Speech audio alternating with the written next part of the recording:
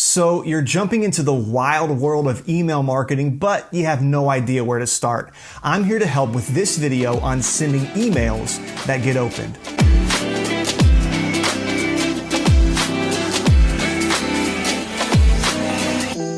Hey, I'm Devin, the Practical Marketing Guy, and on this channel, I bring my over 20 years of marketing experience to you to help you reach more people and look great doing it. If you're new around here, consider subscribing to get more videos just like this one, and if this video is helpful, I would really appreciate it if you'd hit that like button.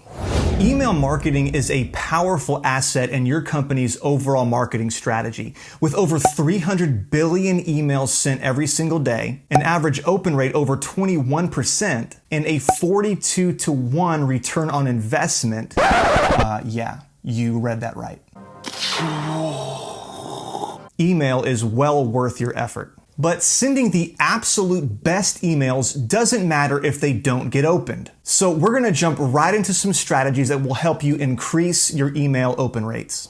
When it comes to getting emails open, there's really only two factors that you have control over. Inbox deliverability, essentially whether or not your email even makes it to the inbox instead of the spam or junk folder, and the subject line, which is the only thing that they see before they actually open the email. Now, we're going to start with the second one first because, well, I can.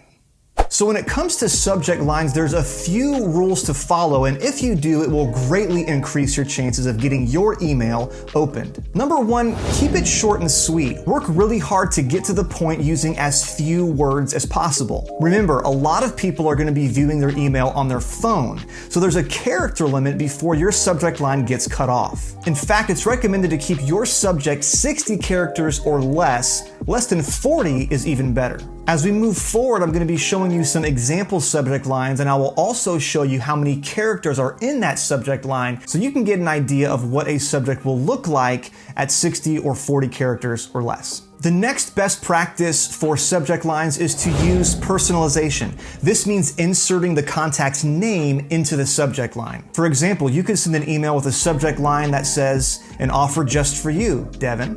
As great as this can be in the subject line, it is even more powerful in what's known as the pre-header text. This is the text that shows up just beneath the subject line in most email clients. By default, it shows the first couple of lines of the actual content of the email, but using some email tools that I'm going to tell you about near the end of this video, you can customize the pre-header text. Putting the contact's name there gives them even more of a reason to open your email. Now, you might be wondering, how can I personalize the subject line or this pre-header text? Wouldn't that take forever for me to copy and paste someone's name into every single email? Well, if you're doing it yourself using spreadsheets in your personal email, then yeah, that would be incredibly hard, which is why we leverage software to do everything that we do. And if you stay till the end of the video, I'm going to share my favorite email management tool with you that's going to help you succeed at email marketing. And bonus, it's free. Another tip for great subject lines is to tell them what's inside. For example, open this email for copy and paste email templates, or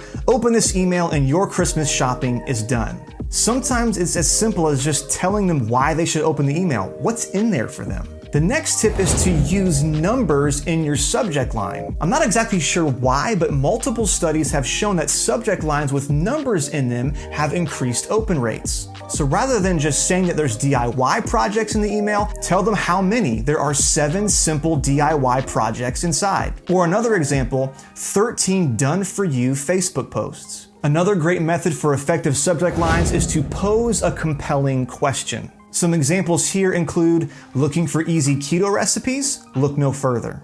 Or struggling to find paying customers? Solutions inside. If you can hit on a question that your audience is already asking, you will absolutely grab their attention and get them to click into that email. Another tip, as silly as it may seem, I promise it works, is don't be afraid to use emoji. Regardless of how you feel about emojis personally, they are here to stay, and they convey emotion far better than plain text ever could. So don't be afraid to implement them into your subject line. Now, don't go overboard with them, but 1 or 2 emojis inserted in either the beginning or the end of your subject line can really grab somebody's attention. Here's some examples. Time is running out on our summer sale with the little hourglass emoji at the beginning.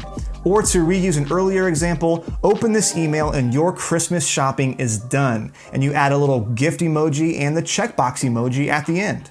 And the final quick tip for great subject lines is this: don't use all caps or overuse exclamation points. If you didn't know, all caps is the digital way of yelling at someone. I don't know what we're yelling about! And you certainly don't want to yell at your clients or potential customers. And believe it or not, certain spam filters are actually conditioned to look for too many capital letters or too many exclamation points to filter out your message as spam. So one exclamation point is okay, maybe two, maybe one word in all caps, but no more than that. Now I know I went through those fast, so if you'd like to look at them again, there is a link in the description where you can download all of those subject lines so you can copy and paste your favorites. So moving on from subject lines, the only other factor that we really have any control over is inbox deliverability. You want to ensure that your message makes it into someone's inbox. If it gets caught up in a spam or junk filter, they're probably not gonna see it. I don't know about you, but I rarely, if ever, check my junk folder. Now, if you're trying to send out mass emails from your personal email, not only are you doing it the hard way and wasting so much time, you're also probably not getting very good deliverability. Why? Because the biggest factor in deliverability is sender reputation. And although it sounds strange, email addresses like Gmail, Ymail, Yahoo, Hotmail, AOL, does anybody still use an AOL email? Those email addresses actually don't have great sender reputation because anybody can sign up for one of those emails. Anyone? Anyone?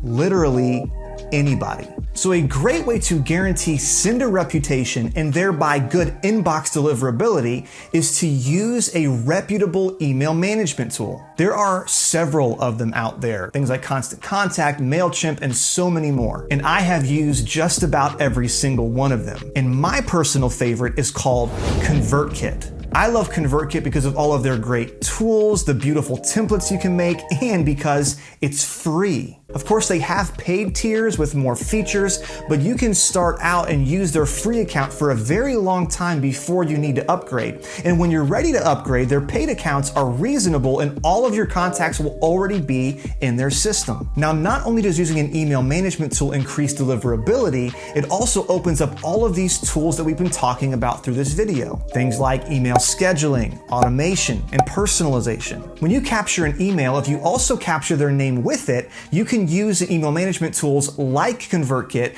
to insert that contact's name in the subject line, the pre-header text, and the body of the email. And multiple studies have shown personalization increases open rates, click-through rates, and overall engagement. And beyond personalization, using a tool like ConvertKit allows you to pre-schedule emails and set up email automation flows to follow up with your contact list, stay active, keep them engaged, and convert them to paying customers. Now, one of the reasons that people sometimes avoid reputable email management companies like ConvertKit is that they're very strict about your email list. They want to ensure that people actually opted in. They want to know where you got that list, and it allows people to unsubscribe. Now, some people are bothered by that, but it's actually a good thing that these services demand good, clean, active lists that opted in. Why? Because a big list that's not an engaged list is actually a useless list. If you download a list somewhere or buy one or just gather people's emails and cold email them, you're going to have extremely low open rates, high unsubscribe rates, and a whole bunch of very unhappy people. But if you can grow and cultivate your own list of people who actually want to hear from you, even if it's smaller, you're going to have a much higher engagement, much better click-through rates, and much higher conversions. Now, one of my next few videos is going to go over list building strategies and how to start from absolute zero and grow an audience. So if you're interested in that, make sure you subscribe so you don't miss it. That's going to do it for today's video about email marketing. I would love to hear from you. Let me know in the comments what some of your best performing subject lines are, or if you think I missed any important tips about getting your emails opened. Oh, hey, and before you go, check out one of these videos over here and subscribe to get more videos like this one.